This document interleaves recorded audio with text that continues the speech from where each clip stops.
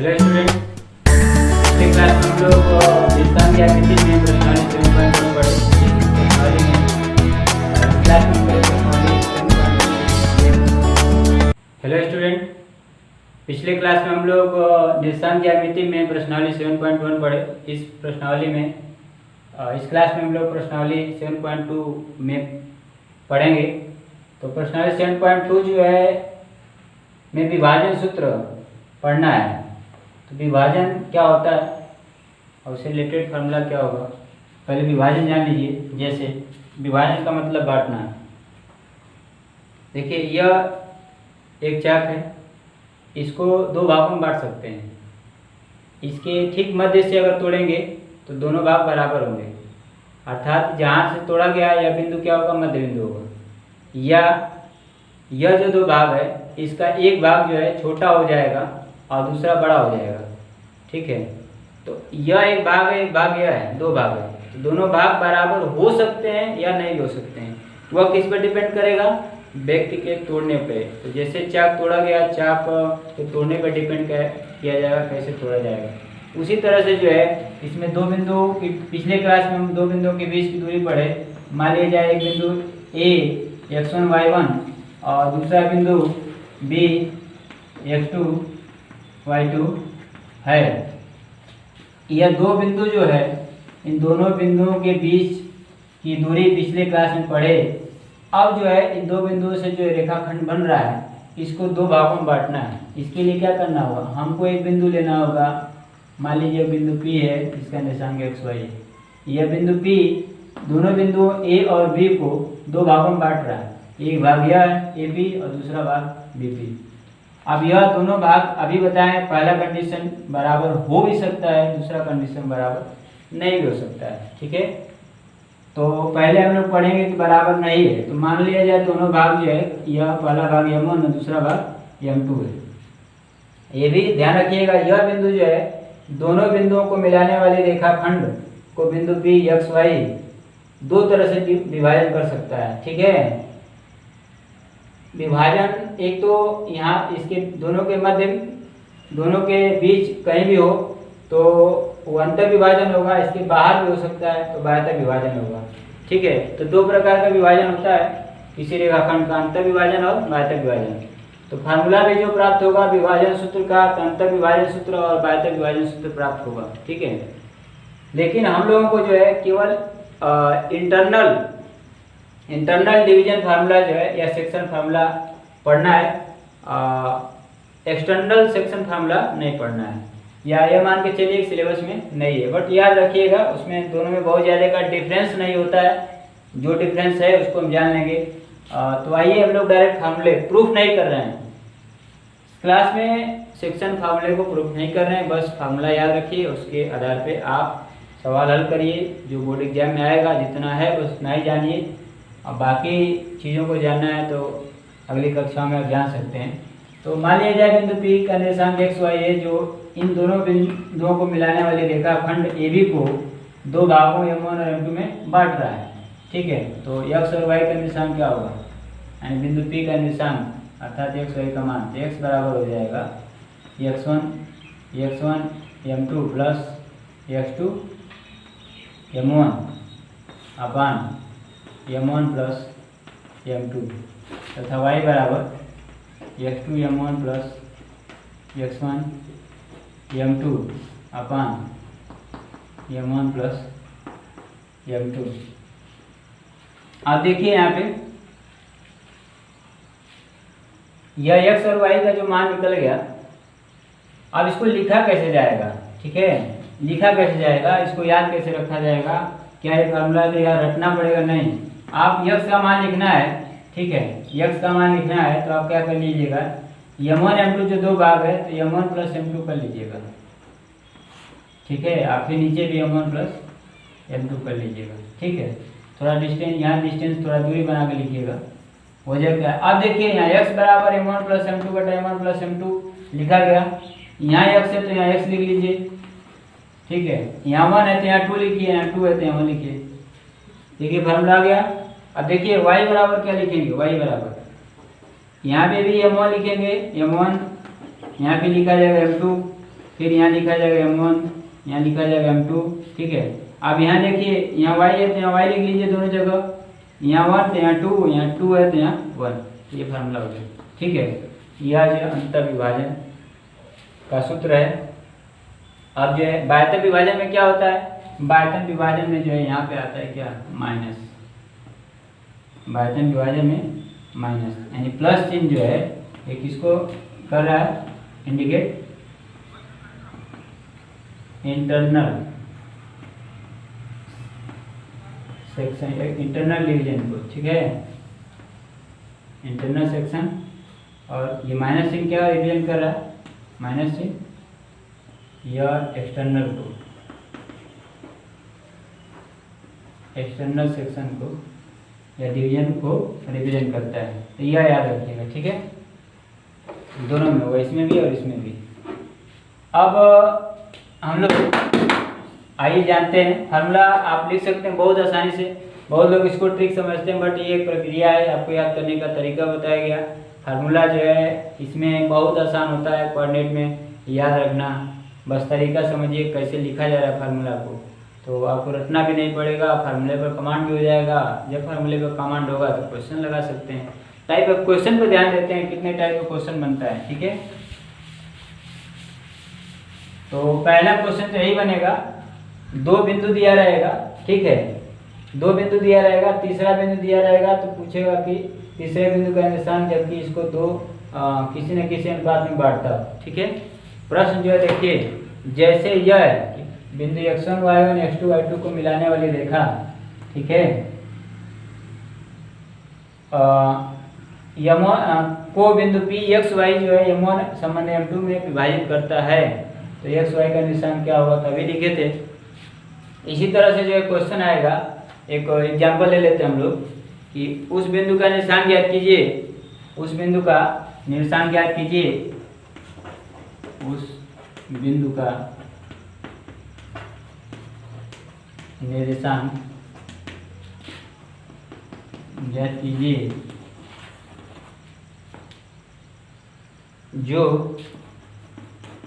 बिंदुओं 4-3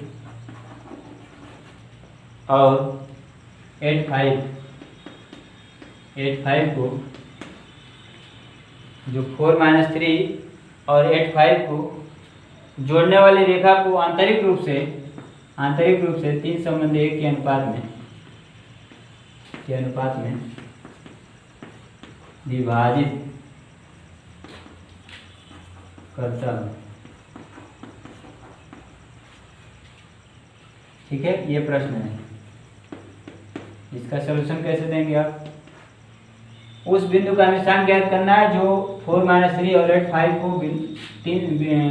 मिलाने वाली रेखा को 3 संबंध 1 के अनुपात में विभाजित करता है। देखिए बिंदु ले लिया जाए, मान लीजिए ए है जिसका निशान जो है 4-3 है, और यहाँ एक बिंदु ले लिया गया बी 8 और 5, इसके बीच में एक बिंदु ले लिया जाए पी एक्स वाई।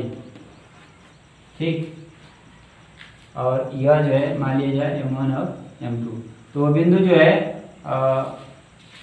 माना बिंदु P लिख लेंगे आप यहाँ पे, माना बिंदु P एक्स वाई, बिंदु P एक्स वाई ये भी को A एवं B बिंदुओं को m1 संबंधे m2 के अनुपात में बांटता है, अनुपात में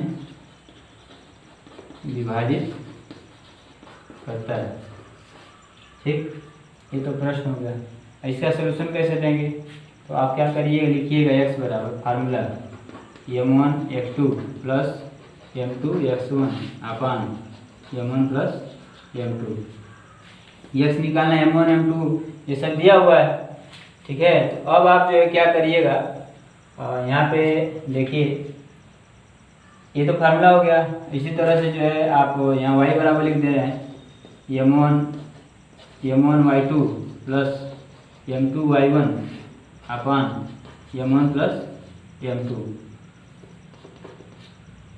तो ये तो फार्मूला हो जाएगा, एक्स वाई का मान यहाँ रख के हल कर दिया जाएगा। रखा के x1 y1 x2 y2 है क्या, तो ये जो दोनों बिंदु है इसको मान लीजिएगा, माना x1 y1 और इसको क्या मान लीजिएगा x2 y2, ये दोनों मान लिए। m1 संबंध m2 क्या हो जा रहा है, m1 संबंध m2, यह है 3 संबंध 1, या इसको लिख सकते हैं m1 बटा m2 3/1, ठीक है, इजिकल टू के मान लिया जाए तो m1 बराबर क्या हो जाएगा 3k और m2 बराबर k, यह वैल्यू जो है इसमें रखा जाएगा, ठीक है। अब क्या करिएगा, अनुपातिक रूप में है तो इसको या तो उस तरह से रखा जाएगा k मानकर कि m1 बराबर जो है क्या हो जाएगा 3k, इसको ऐसे m1 बराबर 3k हो जाएगा, m2 बराबर k हो जाएगा। अब वह वैल्यू यहाँ पे रखा जाएगा। सब मान लीजिए x1 y1 x2 y2, देखिए रखिए m1 का मान क्या है, देखिए m1 का मान जो है 3k, x2 का मान क्या है x2 का मान जो है 8 है, इंटू 8 प्लस m2 का मान k इंटू x1 का मान है 4 अपान m1 प्लस m2, तो 3k प्लस k। अब देखिए 8 3 के 24k या 4k, 24 और 4 28, 28k हो जाएगा अपान 4k हो जाएगा, ये से के 4 7 28 7 हो जाएगा, ठीक है। x का मान क्या आ रहा है 7, y का मान क्या करिए निकालिए, y1 बराबर क्या है, y1 बराबर 3k और y2 क्या है, देखिए y2 5, तो इंटू 5 प्लस m2 क्या है k, y1 क्या है, y1 जो है -3 है, -3 अपन 3k प्लस k। अब देखिए 5 से 15k या -3k, 15k या -3k अपन 4k, तो 15 में से 3 घट जाएगा तो 12 हो जाएगा, 12k अपन 4k इजिकल टू k से k कैंसिल या ऐसे कैंसिल हो जाएगा, 3 आ जाएगा। तो इस तरह से इसका मान क्या निकल गया है 7 और 3, ठीक, 7 और 3। अगर तो अंतर विभाजन था, बाह्य विभाजन रहता तो यहाँ क्या हो जाता है माइनस हो जाता, ठीक है। अब आप इस प्रश्नावली को आप हल करेंगे, इसके और भी इस तरह के क्वेश्चन बनेंगे, तरीका बता दिया गया आपको लगाने के लिए, ठीक है। अब देखिए उस बिंदु का निशान ज्ञात कीजिए, जो यही प्रश्न रहेगा 4 -3 और 8 5 को यहाँ जो अनुपात दिया इस अनुपात में विभाजित करता है, तो पूछेगा को बिंदुओं 4 -3 और 8 5 को बिंदु P x y समझिएगा थोड़ा सा प्रश्न को, बिंदु P जो x y है जो क्या निकाला गया है 7 3, यानी यह दिया रहेगा बिंदु P x y अर्थात 7 3 किस अनुपात में बांटता है, किस अनुपात में बांटता है, यानी क्या पूछ रहा है m1 संबंध m2 का मान, इसको कैलकुलेट करना है, यानी यह पूछ रहा है, यानी कितना आना चाहिए 3 संबंध 1 आना चाहिए। इसके लिए क्या करिएगा, आप किसी एक को ले लीजिएगा, एक को, केवल एक को, x को या y को, x लीजिएगा या y लीजिएगा। x लेने के बाद जो है x का मान जो है यहाँ दे दिया 7, तो 7 ले लीजिएगा, देखिए हल कर रहे हैं, बाकी सब लिखना है जैसे वैसे लिखिएगा। यहाँ क्या करिएगा इस फार्मूले को लिख लीजिएगा, लिखिएगा 7 बराबर m1, ये तो ज्ञात करना है, और m1 के बाद क्या है 1 है तो 2 आएगा, x2 m1 x2 क्या था, x2 था आपका, देखिए यहाँ पे m1 x2 8 plus m2 x1 into 4 अपान m1 प्लस m2, ठीक है। उसके बाद क्या करें, इसका ये भाग में जाएगा गुणा हो जाएगा, तो 7m1 plus 7m2 is equal to 8m1 plus 4m2, इतना हो जाएगा। उसके बाद जो है इसको हल करेंगे, m1 को एक तरफ कर लीजिएगा, इधर आ जाएगा, तो ये -7 -8 हो जाएगा, यानी m1 हो जाएगा, इधर चला जाएगा, तो 4m2 -7m2, यानी ये हो जाएगा 3m2 और यहाँ हो जाएगा -m1, माइनस माइनस कैंसिल हो जाएगा, m1 बटा m2, यहाँ 3/1 लिख सकते हैं। ठीक है, इस तरह से m1 संबंधे या m1 संबंधे m2 = 3 संबंधे 1 आ जाएगा। ठीक है, तो यह जो है इस तरह का क्वेश्चन दो तरह बना, यानी दोनों बिंदु दिया रहेगा, अनुपात दिया रहेगा, यह m1 m2 का मान, तो p x y इसका निशान पूछेगा, या अगर यह दिया रहेगा, ये दोनों दिया रहेगा, यह बिंदु दिया है तो m1 m2 का मान पूछेगा। ये दो तरह का क्वेश्चन बन गया। ठीक है, एक ही क्वेश्चन है, दो तरह से पूछा जा रहा है। चलिए अब हम लोग जो है एक और इसमें क्वेश्चन एक तरह से पढ़ लिया जाए। देखिए वह क्वेश्चन जो है पढ़ने से पहले उसमें कंसेप्ट आएगा। पहले हम लोग ये जाने कि अगर P जो है, पहला अभी जो पढ़े हैं वो किस तरह का था, P AB का मध्य बिंदु नहीं था, नहीं है, P AB का मध्य बिंदु नहीं है, पहला कंडीशन बन रहा था। तो अभी जो है सेक्शन फार्मूला पढ़े। ठीक है, तो P का निर्देशांक x y का मान क्या था, x y का मान, इसको ऐसे भी लिख सकते हैं m1 x2 plus m2 x1 अपान m1 प्लस m2 और m1 y2 plus m2 y1 अपान m1 प्लस m2। ठीक, x y का मान। और दूसरा कंडीशन ये हम लोग पढ़ लिए, इस पे क्वेश्चन P AB का मध्य बिंदु है तो क्या होगा,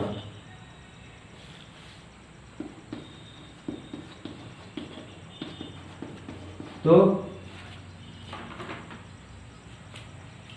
जब P जो है AB का मध्य बिंदु हो जाएगा तब जो है क्या होगा, तब मध्य बिंदु का निर्देशांक यानी P x y का मान, x का मान होगा x1 प्लस x2/2 और y का मान होगा y1 प्लस y2/2, अर्थात P x y जो है x1 प्लस x2/2 और y1 प्लस y2/2। यानी इसका मतलब ये हुआ भुज को जोड़ेंगे और दो का भाग, कोटि को जोड़ेंगे दो का भाग होगा, वह फार्मूला जो इसी से निकल जाएगा। इस कंडीशन में अगर ये मध्य बिंदु है तो m1 बराबर क्या होगा, m2। ठीक है, m1 बराबर m2 हो जाएगा, तो m1 की जगह m2 रखिएंगे, यहाँ पे m2 plus m2 2m2 m2 common लेंगे, कट जाएगा m2 से, तो x1 x2/2 हो जाएगा। इसी तरह से y1 y2/2 हो जाएगा। यानी यह याद रखिएगा कि ये मध्य बिंदु का निशान है। इसको कहते हैं दो बिंदुओं को मिलाने वाली रेखा, दो बिंदु x1 y1 x2 y2 को मिलाने वाली रेखा का निर्देशांक भुजों का योग बटा 2 और कोटियों का योग बटा 2 होगा, अर्थात x1 प्लस x2/2 और y1 प्लस y2/2 होगा। ठीक है, अब इसका जो है ये तो डायरेक्ट प्रश्न आएगा कि दो बिंदु दिया रहेगा, उसका मध्य बिंदु का निशांक पूछेगा, जैसा कि अभी आप लोगों को बताया गया है। ठीक है, उसका मध्य बिंदु का निशांक क्या होगा, जैसे एक उदाहरण ले लेते हैं हम लोग। उदाहरण है 4 7 और 0 3 के मध्य बिंदु का निशान के मध्य बिंदु का निर्देशांक क्या होगा।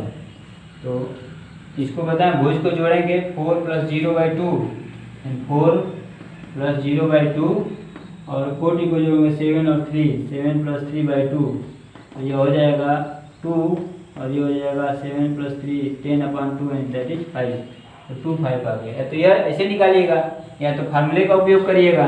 तो x1 x2 y1 y2 जब यूज करेंगे तो x1 y1 कहाँ से आया, तो आप उसको ऐसे भी लगा सकते हैं। माना x1 y1 बराबर 4 7 और x2 y2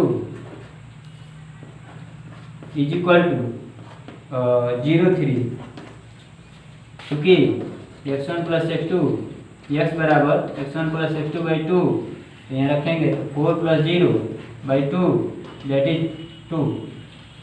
इसी तरह से जो है यहाँ करेंगे, ठीक, यहाँ करेंगे y = y1 + y2/2, तो y1 y2 का मान रखिए, y1 का मान 7 + 3/2 दैट इज 5। ठीक, तो इस तरह से भी आप लगा सकते हैं। ये सोल्यूशन होगा, ये भी सोल्यूशन है, ठीक है, दोनों सोल्यूशन है, आप दोनों तरह से हल कर सकते हैं। अब इसका जो है यूज जो है करके, इसका उपयोग करके कैसे सवाल लगता है उसको देख लीजिए। यह अब जो आपको बताने जा रहे हैं वह एक बहुत ही इम्पोर्टेंट क्वेश्चन है जो बोर्ड एग्जाम में पूछे जाने की पॉसिबिलिटी बहुत ज़्यादा होता है, ठीक है, लगभग फिक्स रहता है इस तरह का क्वेश्चन आना। यह जो क्वेश्चन बताने जा रहे हैं इस क्वेश्चन पे आपको विशेष ध्यान देना होगा, इसलिए कि यह क्वेश्चन इस चैप्टर और इस प्रश्नावली और पिछले प्रश्नावली दोनों से रिलेटेड है, अर्थात डिवीजन फार्मूला भी लगेगा और सेक्शन फार्मूला भी डिस्टेंस फार्मूला दोनों लगेगा।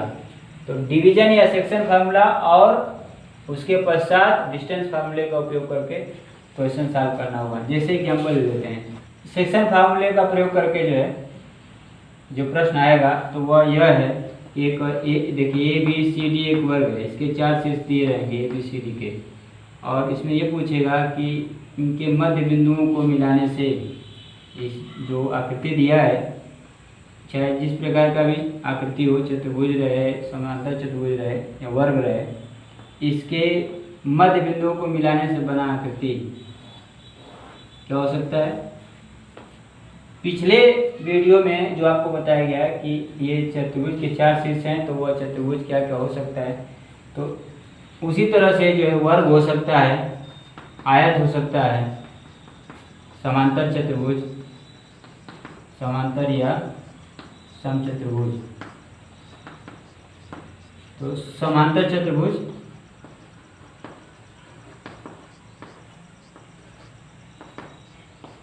तो वर्ग, आयत, समांतर चतुर्भुज या समचतुर्भुज हो सकता है। तो यह प्रश्न आएगा कैसे कि इसके चारों शीर्ष के निर्देशांक ज्ञात हो तो इनके मध्य बिंदुओं को मिलाने से बना आकृति एक वर्ग होगा, या सिद्ध कीजिए कि एक आयत होगा, या सिद्ध कीजिए कि एक समांतर चतुर्भुज होगा, या सिद्ध कीजिए कि समचतुर्भुज होगा। इसके लिए आपको बताया गया था कि इसको ज्ञात करने के लिए क्या जरूरत पड़ेगा, इसके चारों शीर्ष का निर्देशांक। चारों शीर्ष का निर्देशांक कैसे ज्ञात होगा, सेक्शन फार्मूला से, ठीक है। सेक्शन फार्मूले का मिड पॉइंट क्या होता है, मध्य बिंदु। तो ये 2 बिंदुओं का निर्देशांक दिया है, यानी रेखाखंड के मध्य में अगर यह है तो इसके भुजों को जोड़कर 2 का भाग करिएगा, कोटियों को जोड़कर 2 का भाग करिएगा। इसी तरह से इसमें भुजों को जोड़कर 2 का भाग करेंगे, कोटियों को जोड़कर 2 का भाग करेंगे। इसी तरह से इन दोनों के भुजों और कोटियों को जोड़कर 2 का भाग करेंगे तो यह आ जाएगा। और डी और ए के बीच जो शीर्ष के निर्देशांक है, इनके भुज और कोटियों को जोड़कर 2 का भाग करेंगे तो क्या होगा, इसका निर्देशांक निकल जाएगा। इस तरह से यह दी हुई आकृति जिसको वर्ग, आयत, समांतर चतुर्भुज या समचतुर्भुज सिद्ध करना है, उसके चारों शीर्ष के निशान निकल जाएंगे। तो यह प्रश्न अब जो है कैसा हो जाएगा, प्रश्नावली 7.1 का प्रश्न बन जाएगा। वहाँ पे ऐसे प्रश्न बताया गया है और आप किए भी होंगे। तो यदि आप नहीं किए होंगे तो आप पिछले वीडियो को देखिए, प्रश्नावली 7.1 करिए, तभी आप प्रश्नावली 7.2 कंप्लीट क्वेश्चन कर पाएंगे। अदरवाइज आप क्वेश्चन कंप्लीट कर नहीं पाएंगे। यह एक बहुत इंपॉर्टेंट क्वेश्चन है, ठीक है। तो ये अब इस पर एग्जाम्पल नहीं ले रहे हैं क्योंकि फिर पिछले क्लास में बताया गया था कि वीडियो बहुत बड़ी हो जाएगी, इसलिए आपको तरीका बता दिया जाएगा, किस टाइप का क्वेश्चन आ रहा है यह बता दिया जाएगा। तो आप उसको कैलकुलेट करते जाइएगा। 2 बिंदुओं के बीच की दूरी जो है इसको निकालिएगा, यह निकाल लीजिएगा और फिर ये डायगोनल निकाल लीजिएगा, ठीक है। और जो कंडीशन बताए गए हैं उसको करिएगा।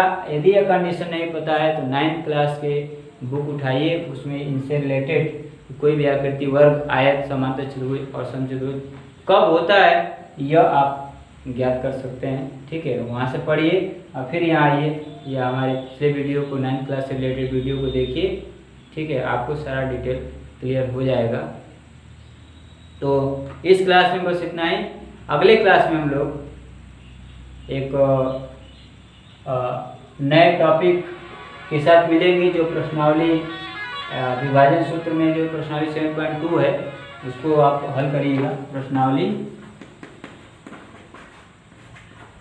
7.2 अगले क्लास में हम लोग प्रश्नावली 7.3 के लिए टॉपिक पढ़ेंगे, उससे रिलेटेड फार्मूला पढ़ेंगे, उस पर कौन कौन से एग्जाम्पल आते हैं, किस तरह क्वेश्चन बनते हैं, ये पढ़ेंगे। तब तक आप अपना ख्याल रखिए। धन्यवाद।